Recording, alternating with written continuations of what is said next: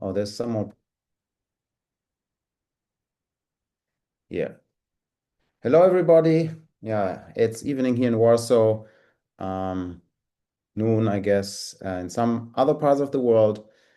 So welcome to this book discussion organized by the Polish Studies Association. My name is Jan Musekamp, and together with Karolina, my true, is always also here today.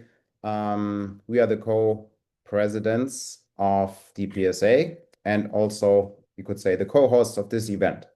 The Polish Studies Association was founded in 1986, and it's a very interdisciplinary group of people that work on any subjects related to Poland, Polish history, literature, politics, and many other subjects that are somehow related. As most of you know, we have our annual convention or an annual membership meeting at the ACES conference. And so that is where we meet next time in November. Probably on Thursday or Friday of that conference. So you are, of course, all welcome to see us there in person. In between those conferences and the membership meetings, we organize events like this one. Sometimes we have a get-together in other places like Warsaw or the United States and other places. And we also have 4 prizes, 4 awards that we advertise. So every other year we have the Dissertation Award. We also have the travel grant for a graduate student. We have a dissertation award, the book prize, and an article prize. Those are advertised every other year. Yeah, and apart from this, we are also responsible for the H Poland listserv. So some of us are actively working on the H Poland project with reviews.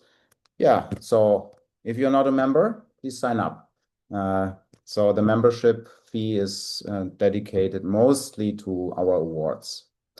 Okay, but without further ado, just a note that this event today is recorded and we'll post it on YouTube, on our YouTube channel. So if you don't consent to this recording, I guess you should bail out now and watch it later on YouTube, which sounds a little odd now. Yeah, what else? Just 2 announcements. So March 31st is our next event, which is a teaching event from the syllabus competition from last year. And the information on this will be on our website. Yeah, and now I'll hand it over to Marta Cieślak. Marta is from the University of Arkansas at Little Rock, affiliated with the Department of History, and together with Anna Müller, she's the editor of this fantastic book, Gender, Nation, and East Central Europe. And when you approached us to organize this book panel, book discussion, yeah, we are really happy to do that. So without further ado, I hand it over to you. And just a quick remark, that there is a chat. So when you have any questions, due to the high number of people we are in the room, please ask your questions on the chat and we moderate that. Okay, thank you so much. And Marta, the floor is yours.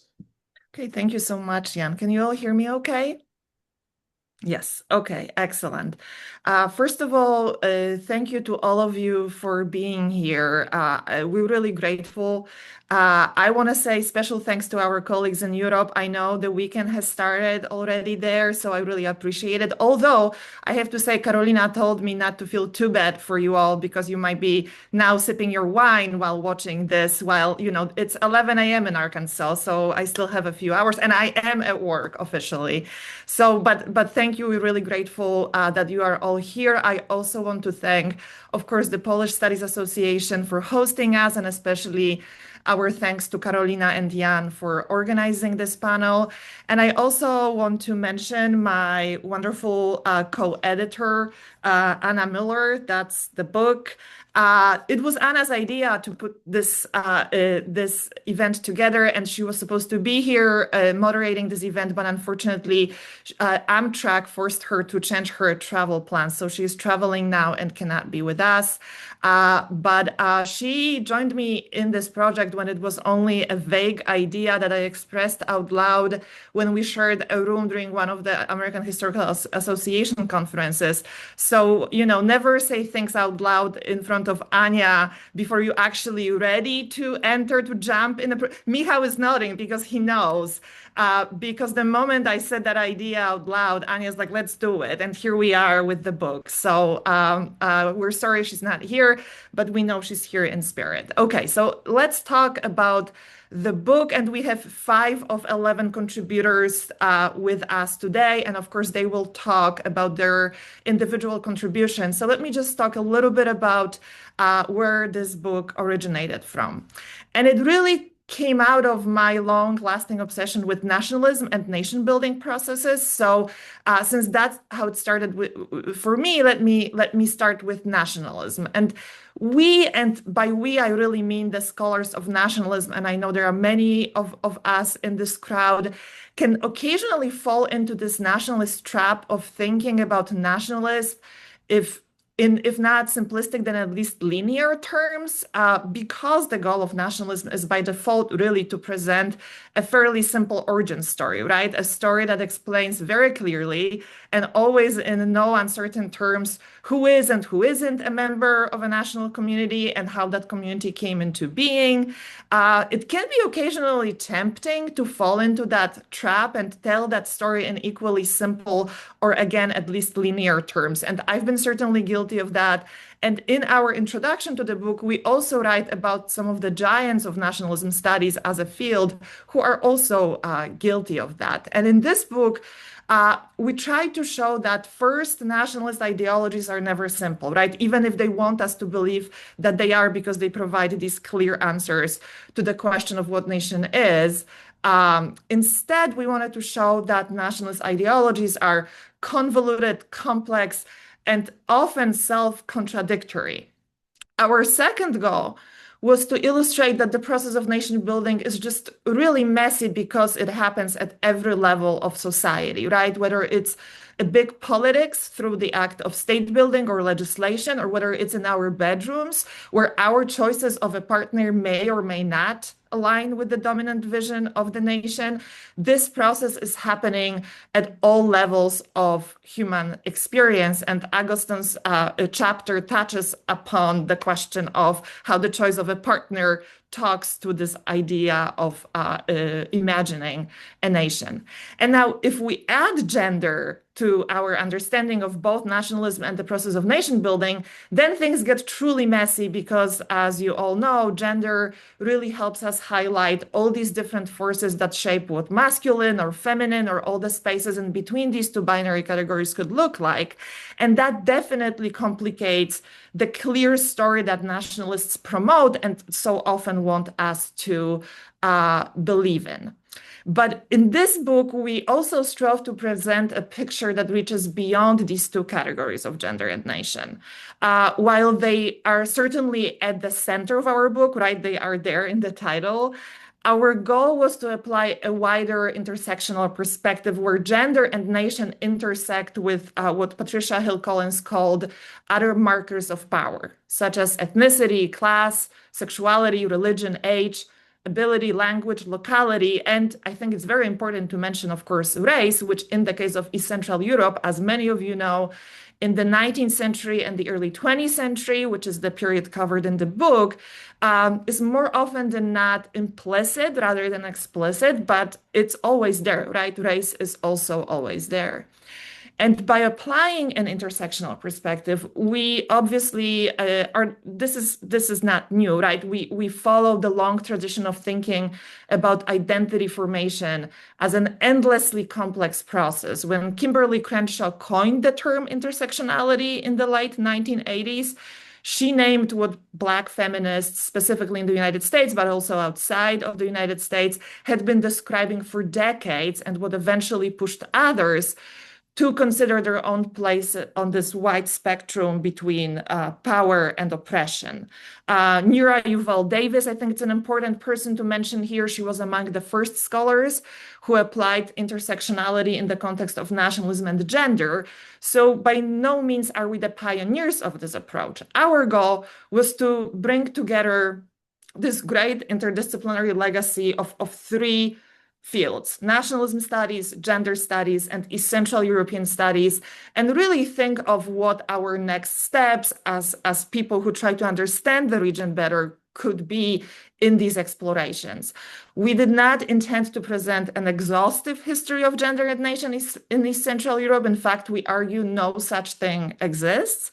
And instead, each chapter in this book offers sort of a building block that helps us get a bit closer, we hope, to understanding what in this book we call the historical East Central Europe of messy, fluid, and complex identities that evolved at the same time as East Central European nationalists were attempting to draw clear borders between what they understood as nationalities, right? Many of you interested in the topic know very well the 19th century is that process of the gradual evolution and development of increasingly ethnic nationalism in the region. And I think many of our contributors show how that has really little to do with what's really happening on the ground. The full title of the book is Gender and Nation in East Central Europe, an Uneasy History. And our goal was really just that, to show that there's no such a thing as the history of gender and nation in the region. Instead, there are multiple histories that we hope get us closer, or a little bit closer to the better understanding of the region. And by the way, it's important for us to mention here that with this approach of multiple histories, we also follow in the steps of Shanna Penn and Jill Massino, who had reached similar conclusions in their volume on the post-World War II period. And as we write in the introduction, when we frame gender and nation in East Central Europe in this book, we in fact mean more than gender and nation. What we mean is a convoluted web of changing relations where, in addition to gender and nation, other factors such as ethnicity, race, class, language, religion, or locality really help us explain a person's or a collective's place on this chaotic web of changing relations. And it's, of course, on the readers to decide whether we succeeded, so I won't comment on that. What I will do now is introduce our terrific contributors and let them share their thoughts on their work and their contributions to this book. So let me introduce our contributors in an alphabetical order, and then we can start a discussion. So I'd like to start with both alphabetically and also the author of the first chapter in our book, Agoston Berec, who specializes in the social, political, and cultural history of East Central Europe and Southeastern Europe, with emphasis on nationalism, language, and gender in dualist Hungary. He is currently a research associate at the Institute of Contemporary History in Ljubljana in Slovenia. And for our book, Agoston wrote about Roman-Magyar intermarriage in late Habsburg Hungary. Then we have Natalie Cornet, who is a postdoctoral scholar at the Department of History and Classical Studies at McGill University. Her recent book, The Politics of Love, Gender and Nation in 19th Century Poland, explores how some women challenged constructive norms of womanhood within and beyond the Polish independence movement. And for our book, Natalie wrote about how internationalist women's movement responded to ongoing nationalist processes in the early 20th century. Then we have Erin Dusha, who is an art historian. Since publishing the book, Erin completed her PhD, yay, in art history at Indiana University. She now lives and writes in Trnava in Slovakia. And for this book, she wrote about the female representations of nations in art. And Erin's current research continues to explore the iconography of Central European nationalist art.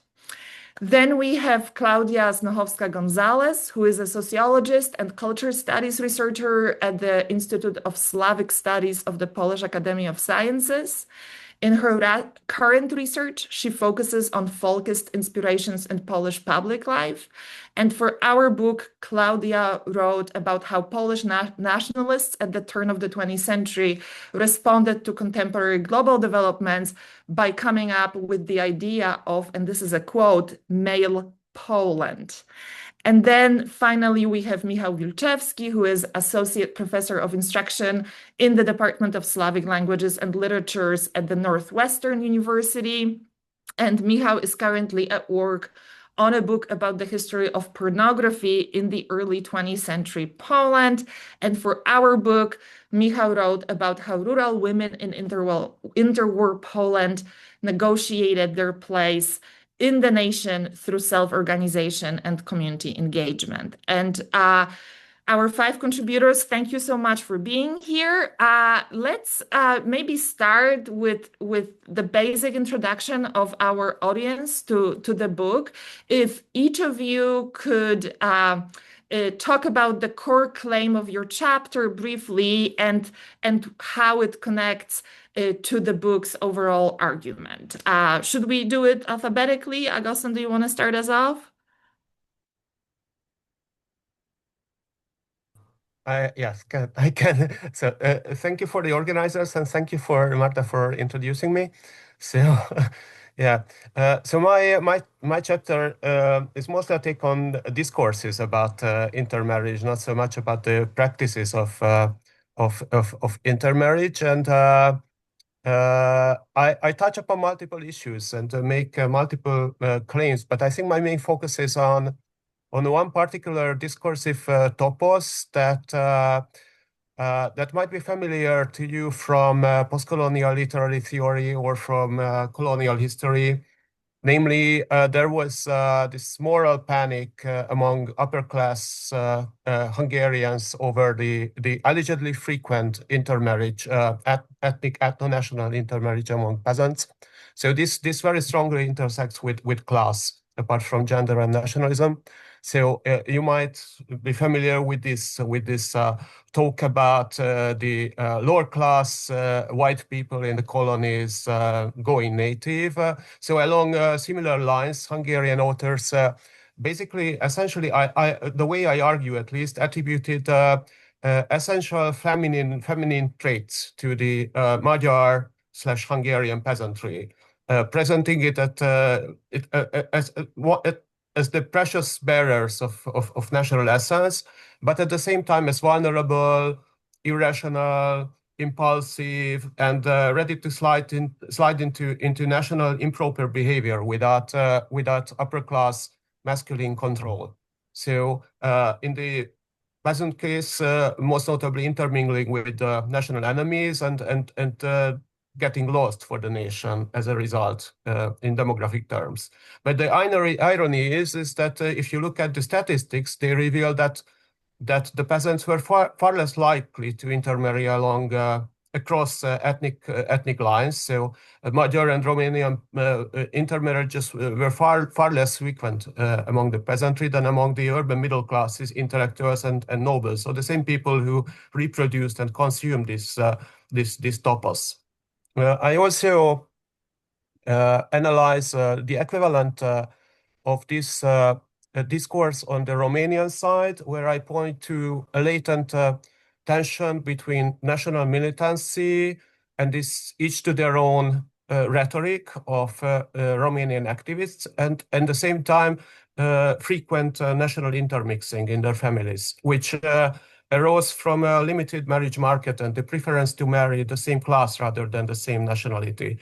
And finally, I also pinpoint to another colonial influence that arrived via German intermediary. And here I give a nod to Kirsten Kopp. I'm sorry, I forgot. So I think it is Kirsten Kopp who deals with the Ostmarken-Romane. So this kind of popular German genre that takes place in the Polish inhabited countryside of the Eastern Prussian, formerly historically Polish regions. And there is one Hungarian novel which is quite obviously like fits in this model, in this genre, which is Elsüllyedt harangok, Bells Fallen Silent, which was a literary hit at the turn of the century or the early 20th century. And here the stakes are a bit different because it kind of feminizes Romanians and attributes dark, magical female sexual powers to them that are able to engulf even the nationally conscious hero. And again, then I refer back to the consumption of this novel, and it was also put on stage. Um, and also point out how the Hungarian nation, membership in the Hungarian nation was quite fluid at the time. So there was a large-scale assimilation, and among the audiences of this piece, as it was made into a play. Probably the majority were had German Jewish origins. So by consuming this kind of topos, they also claimed membership in the Hungarian nation. So the intersectionality comes with class mainly in my case. Also, this kind of nationalism was very ambiguously racializing. So racializing the other. But at the same time, on the Hungarian side, it was also inclusive still, but on the way to become more like nastier and more racially oriented. Thank you so much. Thank you, Agustin. Erin? I mean, I think I'm next alphabetically, but I don't Oh, mind I'm if so Erin sorry, goes. Natalie. I'm so sorry. One should know an alphabet, and I guess I am so sorry about that. It's okay. Natalie, But Erin, if wanna you want to get it? go, rather. Natalie, let's keep the Okay. alphabet in the right. Yeah, this is okay. Okay. Thank you. Thank you, Marta. Thank you to the PSA executives who are here for hosting this event. And just to be sure, I have about 5 minutes, yes? Yeah. Okay. Yes, and thank you to, of course, Anya Muller, who can't be with us, but who is with us in spirit. So my chapter is called East Central European Women and the Struggle for Equality, Rethinking Internationalist Women's Movements in the Long 19th Century. And so what I wanted to do here is sort of a project of reclamation in a way, because I found when studying internationalist women's movement, especially in recent scholarship, the issue of women's suffrage has really played a predominant role. And in this case, also, it's linked with more so movements in the United States and Great Britain. Um, and so it's partially bringing in kind of Eastern or East Central European voices into this dialogue of what did women's emancipation look like at the end of the 19th and early 20th centuries. And also, relatedly, to investigate kind of feminism at this time, and to bring back socialist feminism into this dialogue. And so in my chapter, I go through 3 or 4 kind of dominant international women's groups starting at the end of the 19th century, and right up to kind of World War II, but mostly focus on the pre and directly post World War I period. And I focus on how East and West are constructed within the memberships of these groups, what political questions dominated, how the question of national affiliation was treated by these different groups. And some of my kind of conclusions, which were kind of also surprising, considering the supposed political values, especially on the socialist side, was that actually across all of these groups that I mentioned, whether the ones that are quite conservative, such as the International Council of Women, which was headed for a long time by an aristocratic Scottish woman. So that just gives you the sense of kind of this, yeah, what type of women would subscribe to the International Council of Women versus something like the Socialist Women's International, which was run by Clara Zetkin, which had Alexandra Kollontai, Rosa Luxemburg, were kind of famous members. But in all of these groups, actually, the East and Eastern members are posited as backward, uneducated. In the case of the kind of international non-socialist women's group, in the post-World War I period, they also viewed their Eastern European members as insufficiently international.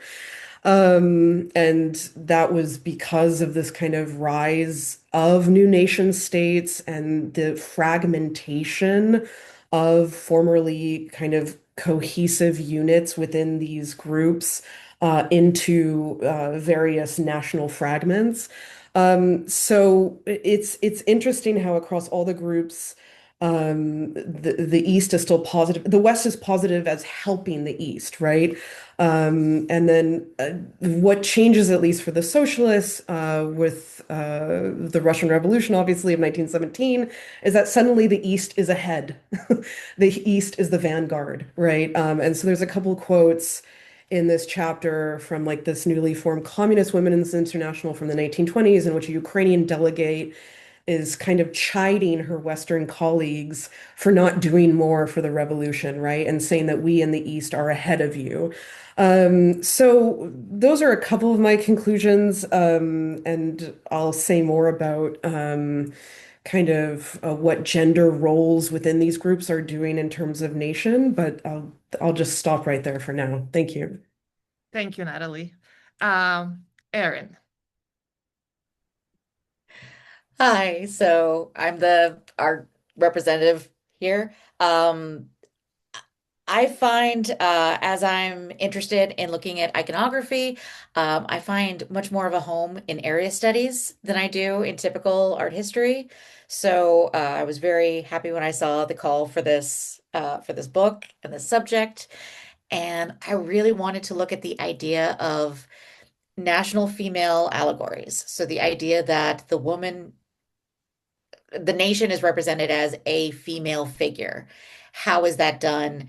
It presents these big sweeping generalizations and stereotypes to the public in a very uh, quick way that then spreads. But in really delving into it, we get a lot of moments of quiet rebellion. We get a lot of reactions to very specific moments in history, and we get the these different views into what is going on culturally, what people are finding are the aspects of national identity that they want to protect, that they want to hold on to, that they want to project out. So it starts off as this conversation of you have the elites and the Academy approved artists coming out with these very approved programs of art. And then you have the artists that are really reacting to turmoil because they don't have as much power and they're trying to project that idea to people in order to rally together ideas or to give them hope. And so the stories that are then told through images tell multiple stories. And so it was a very fascinating project. It was actually very difficult to shrink it down enough because there was so much more I wanted to say, and a lot of images. But I started off with, Germania and the idea of, those that are in power, and then into Polonia, really struggling with the partitions and the uprisings, and then to Czechia, where most of my research is, with these medieval legends that then get turned into this new sort of pagan anti-Austrian image of Slavia. And so this idea of these three different stereotypes, these three countries, and comparing them together, looking at them side by side, was just sort of the concept. And so bringing very different views on how to see the idea of the nation as a woman, but what that's saying about national identity and what's happening. Okay, thank you so much, Erin. Claudia? Hello, can you hear me? Yes. Oh, great. Well, thank you, Marta and Anya, for inviting me to this project. Thank you, PSA, for organizing this meeting, and thank you all for coming here today. Well, in my chapter, I examine Polish radical nationalism at the turn of 20th century, and I classify this type of nationalism as a type of nationalism of folkist type, meaning one whose ideology places the nation understood as a living being at the center of its struggle for existence with other nations, living beings. And of course, this struggle is understood in social Darwinian manner. And such nationalism developed not only in Polish lands, of course, and in Poland, they were promoted by a movement called National Democracy, Endecja. And in my chapter, I demonstrate, or try to demonstrate, the National Democratic forging of a concept of the nation as immanently gendered. So the Polish nation, according to National Democrats, was to be strong, enterprising, vital, and in short, masculine. So we can see here the process of using one fiction, namely gender, to describe other fiction, namely nation.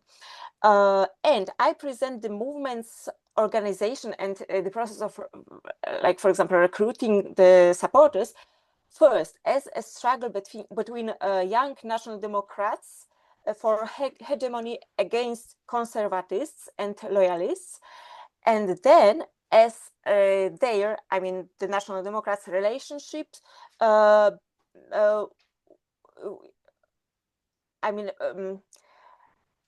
as a relationship between national democracy elites and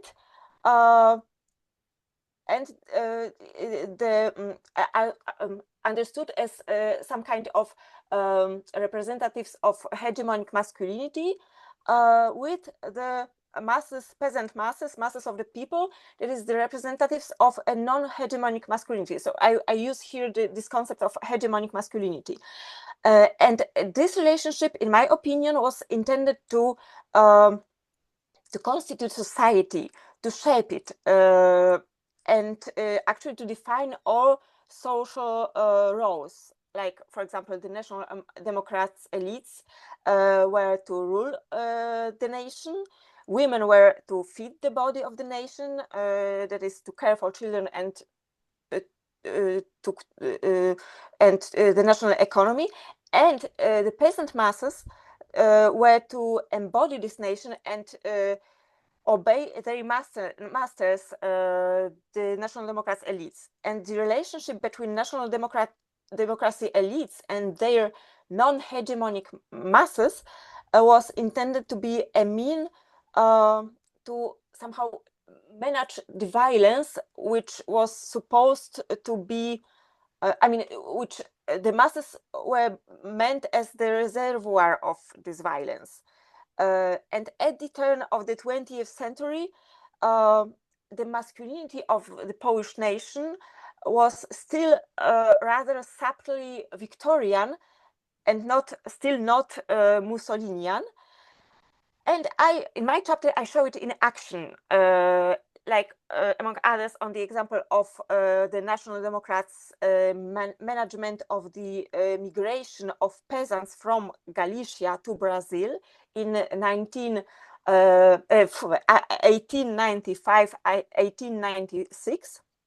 And on the example of the National Democrats' propaganda concerning peasants from Eastern Galicia, active in the Ukrainian national movement, especially in 1897, And the third example are the peasants from Western Galicia instigating anti-Jewish pogroms in 1898. Yeah, that's it. Thank you. Thank you, Claudia. Michał? Yeah. Hi, folks. Thank you so much. Thanks to Anya and Marta for inviting me to be a part of this volume. It's very exciting. And to the PSA for hosting this event. It's good to see all of your faces again. And what a gigantic group of folks who have come to listen to us speak. So thanks to all of you for coming. So my chapter came from a chapter of my dissertation, which I wrote sort of as a response to a challenge when I first was a graduate student. I was told that I would never find women in the countryside, in the Polish country, or sources about women in the Polish countryside, and I'd have a hard time telling their story.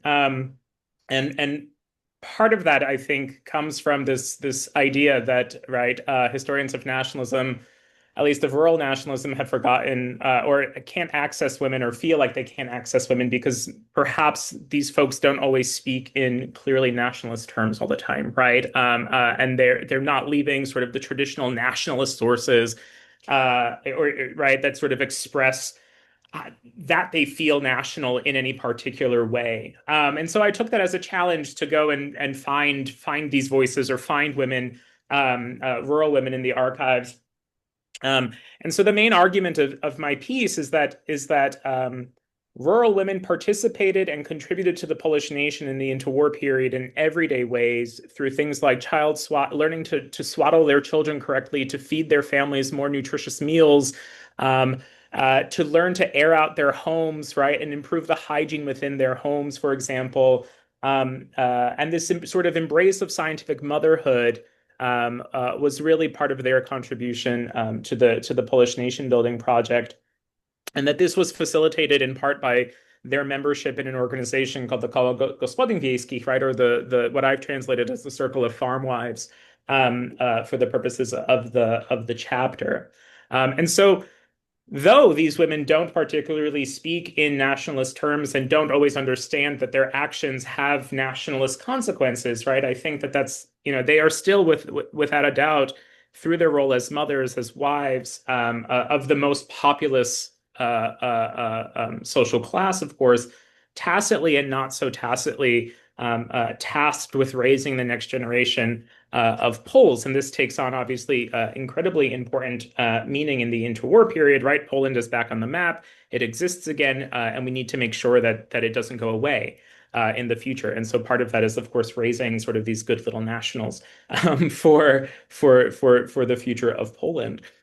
So the way that I do this, the main source base that I use here is a series of this just giant stack of surveys of farm wives that I found in the archives. They're about 8 or 9 pages long, and these were administered by the state, and they collected the most sort of, as a social historian, the most wonderful minutia about people's lives, right? The number of pairs of underwear that a family had, how many shoes they had, what the woman's daily schedule was, right? When she woke up in the morning to when she went to sleep at night, how did she break down her day?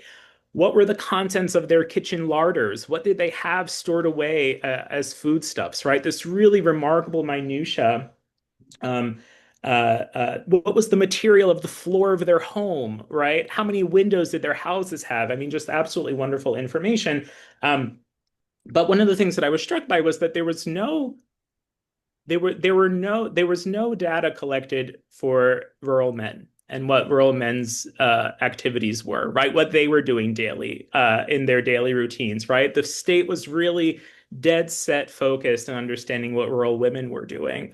And so that sort of got me thinking about, of course, the centrality of rural women to state building, to nation building, and how those two sort of go together. And I balance that top-down approach with also then just a wonderful collection of rural women's essays, right, that they contributed to essay competitions, some of which are quite guarded in what they want to say, but also on the flip side, quite candid about the challenges that they face, perhaps because of rampant alcoholism or their husbands' non-presence because they are migrant workers, for example, and the responsibility that they face at home, sort of taking care of the farm entirely on their own. Uh, but for me, the most important part of this was really demonstrating that in learning, that in participating in this organization, the Circle of Farm Wives, they learned, which hosted all sorts of classes, right? Classes on making jams, classes on soil management, so that you understood sort of the science behind this, right?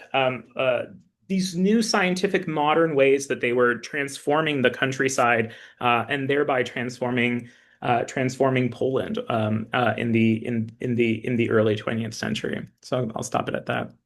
Okay, thank you, Michał. I would like to leave some time for questions from our audience. So let me ask one more question to all of you. It's a twofold question, but it's one. So each of your projects sort of focuses on the idea of gender formation or gender emancipation or gender activism. How does this align with nationalist goals that you're seeing in the period and locality under your investigation? And where do these projects of gender challenge or complicate these nationalist goals? So that would be sort of one half of the question. And the second, based on your individual projects, what do these tensions tell us about this uneasy relationship between gender and nation in East Central Europe? So let's do it again alphabetically. Agustin, you want to start? So, hmm. What was the question once again, the first half? So the question was, that idea of gender project in your specific chapter, where does it align with nationalist goals, and where does it challenge or complicate them? And what could that tell us about relationships between gender and nation in East Central Europe? It absolutely contradicted the dominant ideas about so that women should be the ones that reproduce the nation, and all this talk about women being more monolingual because they sit at home and they take care of the kids, and all the household is basically depends on the women, so they are more.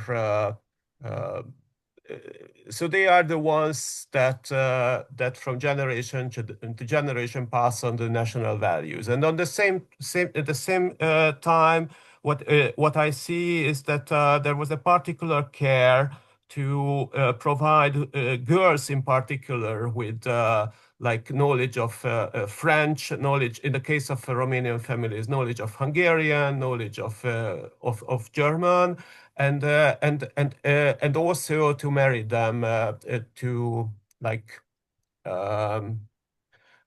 a decent partner, meaning at least a social peer. And they actually even invested in upward mobilities via the girls. So there was a huge mismatch between discourse and actual strategies. This is what I see. And one can't really unsee it from the sources. I think it is most visible in the case of these relatively small nationalizing elites, like the Romanian elite in Hungary, who were really numerically quite weak. But I think that also applies, at least in the first couple of generations of national movements, to the not only to the entire Kingdom of Hungary, but also to the wider Habsburg Empire. So with Czechs, with Slovenes, with Slovaks, obviously, but also with Serbs. So one can detect the same dynamics. So it's just really interesting to see a transnational trend as these groups are undermining these nationalist There is an narratives. uneasy existence for these people who basically live in a culturally dominantly German or dominantly Hungarian world and try to navigate their way, also trying to collect social capital. But at the same time being true to their own selves, and so they insist on this national proprieties, but that might not describe adequately what they are doing in everyday life. Okay, thank you, Augustin. Natalie?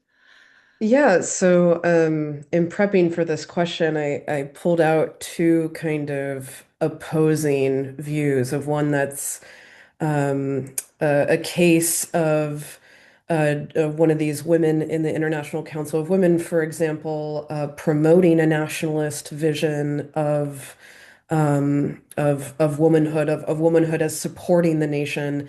And then I pulled something else about from the socialist woman that goes against nationhood. So basically, my point being that political values, and that's something that we don't talk about necessarily when we're talking about intersectionality. We mention race, ethnicity, locality, but also political affiliation and identity and values has to be taken into account, and many times doesn't overlap, neatly over a particular region or national identity. And then in some cases, there is a higher, let's say, propensity of women who joined communist associations in Northern and Eastern Europe in the interwar period. So we have statistics about that.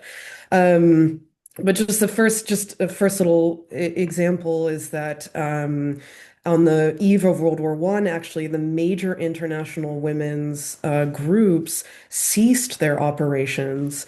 And in the words of the head of the International Council of Women, women first had to answer the call of duty to their countries before international collaboration could resume. So this kind of represents this, conservative women's groups. So it's not enough to just be a woman, let's say, in an organization. That doesn't necessarily mean anything for women's emancipation. It could just work to stabilize and reinforce national identities. So that happened in that case. And when that Council of Women came back in the post-World War I period, they had to deal with these kind of, as I said before, fragmented national groups within their umbrella organization. And Alexandra Kollontai, on the other side of things, on the socialist side, was arguing in 1910 for women to be considered as individual units when it came to insurance protections for motherhood. And instead of taking motherhood as being intrinsically tied to a family or legal kind of marital framework, she was pushing for maternity to be protected whether or not the woman was illegitimate or legitimate. So really going against, from a socialist perspective, this kind of heterosexual family unit as the base of nationhood and nationality. So again, I found all different sorts of relationships between nation and gender, but I would just like to, in my little chapter and contribution, to emphasize the role of political values and identity in this uneasy relationship that we're talking about. Thank you so much, Natalie. Erin? So I found a lot of very interesting challenges to the concept of gender and understanding it, especially um, starting off with Germany, because they refer to the country as the fatherland, and yet they build this Germania figure off of ancient texts as a sister to Mariana in France, as sort of a friendly relationship to Italia. And so they build this female figure. And increasingly through the uh, late 18th and 19th century, she gets more militarized, like she's wearing armor and holding weapons. And yet that couldn't have happened in real women. Like they didn't have that ability. And yet this image was used as this rallying image to bring people together to unify this idea of Germany. You then have the female allegory of Poland usually being in chains or in some way captured, tortured, held as a way of evoking this era of crisis and this protective element. And then with Libouche and Slavia, you have this idea of the Slavic world that existed before Austria took over and trying to really create this separate Slavic identity going back even to pagan imagery. Um, None of these are talking about what everyday women are supposed to be doing. You don't get that until later in the 20th century, where you have these images in folk dress and doing everyday tasks and holding small children. That doesn't exist at this point when we're talking about the nation. So it's interesting that it's not talking about everyday women at all. It's solely talking about these big, grand concepts. So it doesn't really challenge what everyday ideas of gender are, but it's this idea of how are you supposed to respond? Are you supposed to be following this powerful woman into battle? Or are you supposed to be protecting this poor damsel in distress? Or are you supposed to be following the pagan goddess away from the Catholic overlords? Um, so the gender is being used as sort of an attractive force to get the viewer into the image and into the messaging rather than actually saying anything about gender on the ground. Because at the whole time that all these images are being made, women don't have the right to vote. They don't have the right to participate in anything with the military, with government, politics at all. So, yeah, the use of the female allegory really is more of just sort of a visual sign, really. Thank you, Erin. Claudia. I think I've actually described this harmonious vision of the social, gender, and class order from the National Democrats' dreams. So I will focus now on the tensions and on my own dreams, because I would like my chapter to demonstrate to all members of these non-hegemonic groups, I mean women and non-hegemonic men, the men who do not belong to the National Democracy elite, what their support for nationalism entails. Because within nationalism, this type of nationalism, their roles are strictly defined, and as their history shows, I mean, the history of women or members of the people who want to make career in the National Democratic movement, or at least gain some agency within it, as their history shows, they will always encounter some limit, because the true power and the true agency belongs always to an elite group, and everyone else is destined for discipline and subordination, ultimately functioning as cannon fodder, or, if I may say, reproductive fodder. Yeah, thank you. Thank you, Claudia. Michał? Yeah, so I think let me start again. So I think that in some ways what I'm trying to look at is how are rural women shaping their own who they're going to be in interwar Poland, in this new modern Poland where they do have access to politics, right? Where they can be political beings, where they are enfranchised, where they now get to play a much larger role than ever before. And of course, there's the state's vision, there's sort of nationalist leaders' vision of what these women are going to look like, but they also at a certain point have to respond and buy into that to some extent or not. right? And sort of looking at those tensions of what that buy-in means and what that buy-in looks like. And that what I think it results in is sort of an increasing feminization of the rural movement that we don't necessarily think about all that frequently, although more recent historiography has sort of expanded that, thankfully, right? And we're starting to see that happen a lot more. But I think it speaks to really the state's weakness in being able to make sense of what the countryside is, and how women had to buy into and the extent to which women bought into this nationalist vision to start to shape Poland in a way that they understood it, in a way that made sense to them. And the way that they did this was in these organizations, right? This particular organization, the Circle of Farm Wives, that helped them recognize their shared Polishness across these former imperial bounds, right? It's really important that we remember that Poland was partitioned. It comes back, of course, in 1918.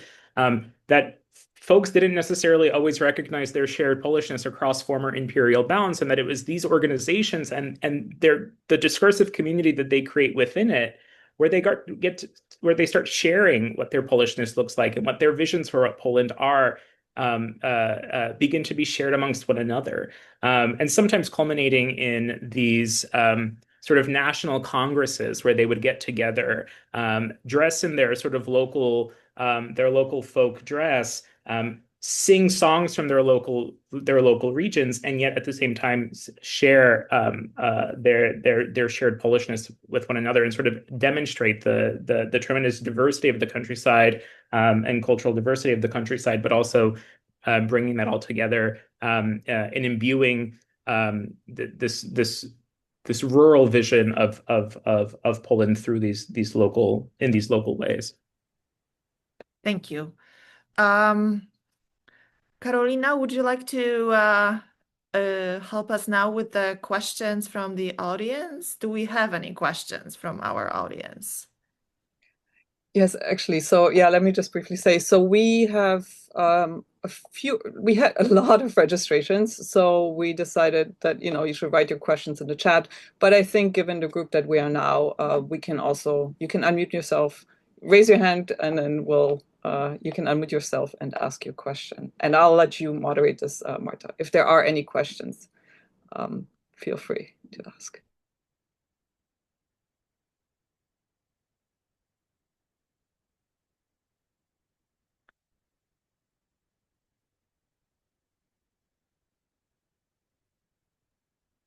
If we don't have any questions from the audience, I would like to ask our contributors for like a very quick, practical take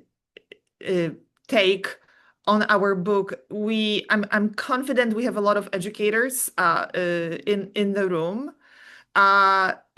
When you think about your chapter as a potential teaching tool, what kind of classes, topics, questions that we raise with our students do you think your chapter could help people highlight and understand? Just like since this is a book that is 11 separate chapters, each based on, of course, the limits of its empirical evidence, right? Area, language, period. Maybe we could leave the folks with some practical use. So, Augustin, what topics in the classroom would you teach with your chapter?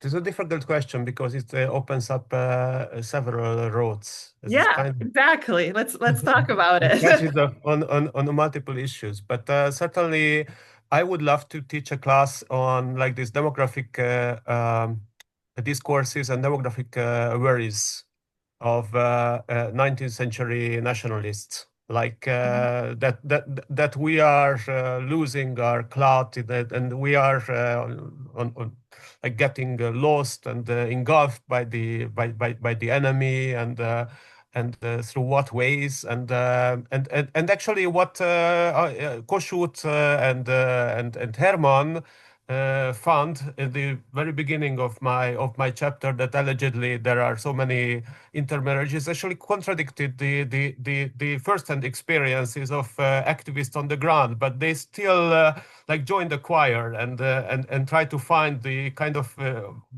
hardly existing, like barely existing intermarriages in kind of this confessional, ethno-confessional sense.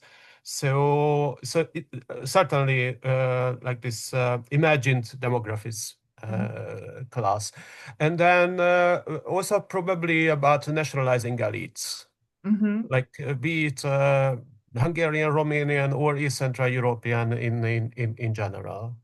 So either the dominant variety or this kind of minority variety, and maybe also literary history because of the Ostmarker Roman. And really, it is Kristin Kopp. I really recommend her work on the Ostmarker Roman. So this kind of it is amazing how popular this genre became. That actually was like trying to shock middle class German readers about the realities in the Poznania and Western Prussia and the evil plotting Polish priests and their daughters who are seducing our best boys. So that this was kind of the everyday lecture for German readers in the 1880s, 1890s. So I find this quite amazing. Thank you, Agus. And it really strikes me too that your point on this kind of fomenting the demographic fears, right? How closely it is connected to what's happening today too, right? And this is a historical window into that. We see it both on both sides of the Atlantic, definitely. Thank you. Natalie?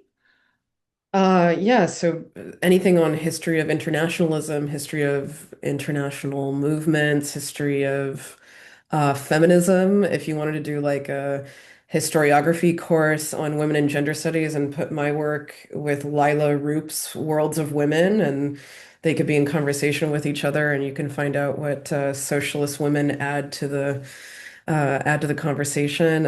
Anything on East Central Europe too, or just a general European history class. I mean, it's maybe quite dense for an intro, but history class, but something at like a, kind of maybe 2, 3, 4 year undergraduate level. I think it would be pretty good for that. Okay, thank you. Erin? I would like to actually reach out to the hive mind here, and if anyone can give me any advice on how an American can get into European academia, I would love to know. My work tends to sort of skirt between art history and area studies. It could definitely be used to discuss the idea of how nationalism is projected to the public, how people can understand these larger concepts of nationalism if they're not reading these heavy writings. So ways that you can actually get these concepts of national identity to the public. As well as just it's pretty rare to have a comparative view like this, where you're looking at multiple countries literally side by side under one theme. So if you have some sort of discussion that falls along that, that could be a way to use that. Thank you. Claudia? I would be really happy if our book was used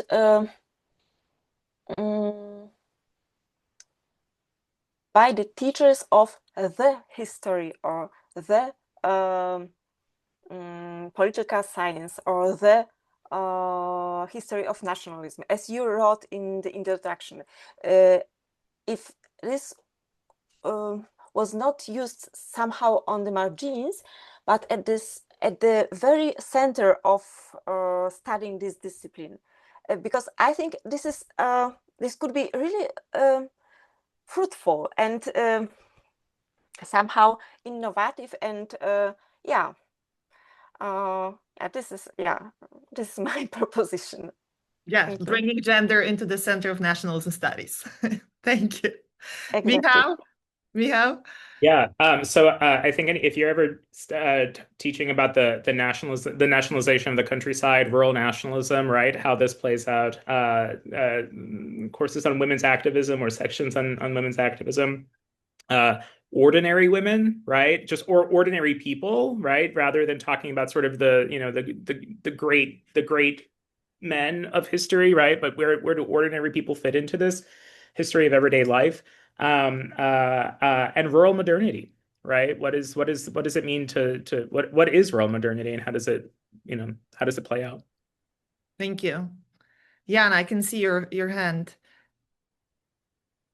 Yeah, hi. So I just wanted to say what a wonderful uh, event to start the weekend. Um, Fortunately, nobody told me that it's open for wine consumption, so I'm here without the wine. Thank you again for this great input. And I wanted to come back to Claudia's and also Micha's intervention concerning nationalism and how you can use it. And so I was teaching the nationalism course at the University of Pittsburgh for like 6 years, I think. And from the beginning, that was actually the main problem I had, right? Because you're supposed to bring the Hobsbawms and you're supposed to bring, all the other big shots. And then you really forget about the life on the ground. Yeah. I mean, the ordinary people, like the 90%. And I think this is a fantastic book. Yeah. I mean, you can use it as the reader for a nationalism class. Yeah. I mean, you would add maybe Hobsbawm, right? Yeah. But it is a much better kind of approach to understand what's going on and to understand what really matters, and the processes, I think. But I had a question, and that was to Aaron. I really liked this comparison between the different mother figures that represent their states. And so I guess the Bohemia, it's kind of in the range of like the Germania, the Polonia, right? It seems like it's kind of in the same series of motherhood figures and warriors. How about the other ones, the Slavia and the Libusche? Is there kind of a competition between the three? So is it like you pull out one when you want to achieve this and that, or show this and that, and then you pull out the other? Is it different avenues of ideas of nationalism, or how does it work? Because I think we don't have really like this kind of competition in the other countries. It's more Thank you. about when they were developed. So the idea of Libouche comes from a bunch of medieval texts, and then there was in the 18th and 19th century the false manuscripts, the Green Mountain manuscripts, that were deemed to be fakes. And so the debate over whether they were real or fake really drew public attention. And so then people got even more into these stories. And so another chapter of Libouche's story was part of that cache. So her story became so much more interesting at the time because of popular opinion around these debates. So she is seen as the founder of Prague, as the prophetess that foresaw Prague rising on the hill. And so she is seen as that figure. It is later, as 19th century nationalism is really taking off, that this concept of Slavia comes about. And the first visual image of Slavia was for Slavia Bank. So it was a bank advertisement for a bank that had taken this name under this concept. It then morphed and got reused. And then because it was Alphonse Mucha who came up with her, was friends with Masaryk. Masaryk said, okay, we're going to take your image and we're going to put it on the first currency of Czechoslovakia.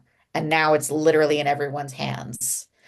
And so then it got disseminated that way. Slavia exists as an image in very, very few iterations, and most of them are Mucha's. So it's more the time when she came about. She came about later. She came about for a very specific reason at a time, and then doesn't really carry on too much past that with everything else that happens in the 20th century. Thank you. And if we don't have any more questions, I just want to say one more thing. when we came up with this idea with Anya, the first question that we needed to answer is how do we invite the contributors to the book? And the first idea was to sort of invite the people that we know who work within that field of very widely defined gender and nation. And then we thought this is not a good idea, because we don't really know what's going on out there in the world among the junior and mid-career scholars who are working on this topic. So we issued a general call for contributions that we just circulated as wide as we could. And what I want to say, because this is really my first opportunity to do that, is I just want to thank all our contributors for the trust in us, because they saw this call for contributions somewhere, probably on some professional listserv, and they trusted us with their work. And I think this is something that we need to do more in academia, right? Because we're so often trained to critique each other and to often be in competition with each other. So I just want to say, use this opportunity to say thank you to our contributors for that initial trust, and say, hey, I'm gonna do it. I'm gonna send something to these two people that I don't know. And we knew Michał and Natalie from other professional engagements, but you were the only two ones who knew sort of who we were. So thank you. We do have a question though, right? I see a question. Okay, so before we go, Augustin, there is a question for you. Here's the question. Intermarriage often meant moving to another city, maybe a different ethnic community. Additionally, in their children's upbringing, the extended family and the community had great influence on their language knowledge and later identity choices. Were nationalists concerned about the influence of the community extended family in their narratives, or they continued to focus exclusively on the role of the mothers as bearers of culture? That's a fantastic question. Well, as I mentioned, most of the intermarriages in actual life took place in the cities, or at least in bigger market towns, where in some places they made up the majority of the marriages. Even it could be even in ethnic terms, it could make up the majority. But the locally non-dominant, how to say, nationality, obviously. So there were reflections that again we are losing out because we are not very numerous here to begin with. So and if our girls are marrying to the other, and that is going to be a loss of our language and our culture. And there are also reflections on this practice to send girls to these boarding schools where they would talk German or Hungarian all day long and come back and actually sneak the other language into the family household. I don't often see this kind of pattern of moving to a different place when getting married. Basically, mostly they consider the local language market, and if there were such cases, then probably it was with more mobile people like officers or I would say yes, probably officers of like either the common army or the Honvéd army. So the marriage market was restricted in this sense. Obviously, then when they got married, they often moved to a new place. But yes, there was plenty of fretting about and blaming women to infecting the family with the new language. They got used to speak German or Hungarian and come back and basically for their sake everybody not needs to switch to that language. Okay. Thank you. I think this is oh, we have one new. Okay. Sorry, Okay. I just posted more. Yeah, okay. Thank you. Thank you, Carolina. So if we don't have any more questions from the audience, I just want to say thank you again to everyone who has stayed with us this evening, afternoon. Thank you for joining us. And again, thank you to Carolina and Jan for organizing this event, and thank you to our contributors again. This book is ridiculously expensive. We apologize. That was not our decision. But if what you heard sounds appealing, ask your library. Maybe they still have something left in their budget. We'll be very happy. Can I just notice briefly that you are free to, if to my fellow contributors. So if you approach Bloomsbury, they are very happy to grant you the self-archiving rights, and so then you can upload it into your institutional repository, as I have done, and make it publicly available. Okay, very cool. Okay, so I guess I'll take over for the last 30 seconds. Thank you, Marta, for organizing this, and Anya, who's not here today. And then also thank you for the very numerous audience. And yeah, hope to see you soon. And if you want to rewatch it, it will be on YouTube soon. Thank you again. Have a good weekend. Thank you.